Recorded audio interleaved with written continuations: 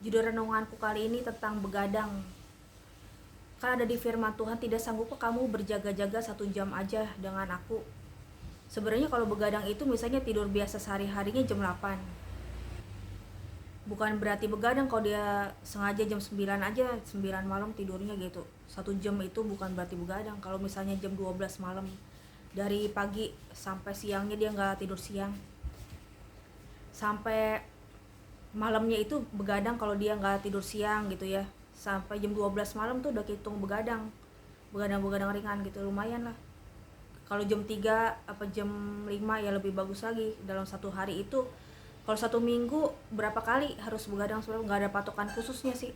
Mempersembahkan waktu untuk Tuhan, menahan rasa ngantuk demi Tuhan. Maksudnya manusia dunia nyata tuh tergolong begadang, yang termasuk amal kasih itu. Maksudnya dia nahan rasa ngantuknya bagi Tuhan. Aku udah berusaha banget tuh tipsnya aku untuk begadang. Kan sehari-hari aku persembahkan siliku juga untuk Santo Uriel, Malaikat Agung, selain ke Tuhan Yesusnya juga ya.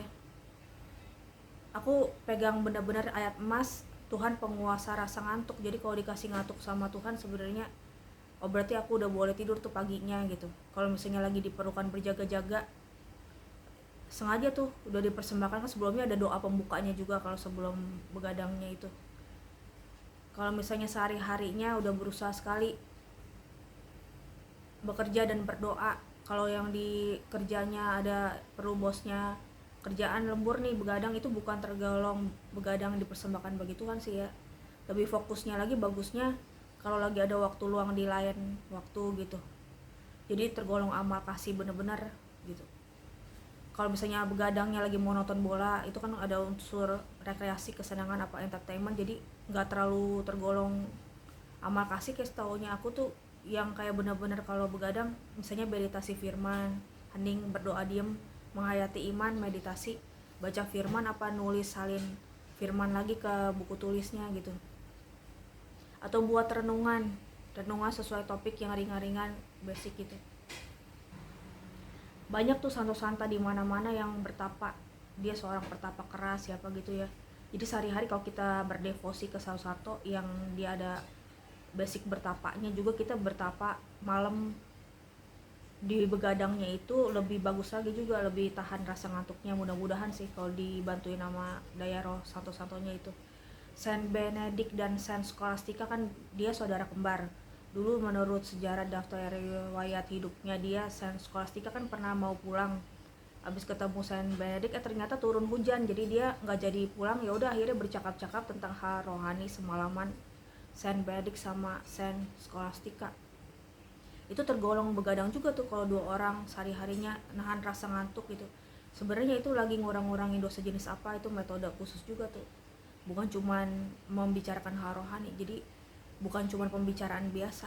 Dia lagi melakukan suatu metode. Kan Tuhan Yesus juga sebenarnya ada di firman Tuhan, penjagamu tidak pernah terlelap. Jadi kan Tuhan Yesus itu sesuatu energi yang tidak terbatas. Tuhan itu tidak terbatas kan, tapi dia perlu istirahat, tidur pulas juga. Kadang-kadang kalau lagi di bapak itu, ibu itu, siapa anak-anak segala umur yang dia mau tidur ngumpet bersembunyi sebentar gitu, dia tidur pulas berapa lama gitu, nggak dideteksi roh jahat musuhnya, supaya dia di alam rohnya nggak gimana gitu. Jadi sebenarnya kalau Tuhan Yesusnya mau tidur pulas di manusia dunia nyata yang sering komuni atau apa gitu kan, nggak pernah bilang-bilang ke siapa-siapa. Iya, ternyata Tuhan aja perlu istirahat. Jadi manusia di dunia nyata udah tahu arti bersiap-siap, berjaga-jaga. Begadang itu bukan hanya soal berjaga-jaga satu metode. Berjaga-jaga bukan hanya satu metode yaitu begadang, tapi berjaga-jaga tuh ada artinya banyak kan ya. Ya begadang itu ya salah satu diantaranya juga.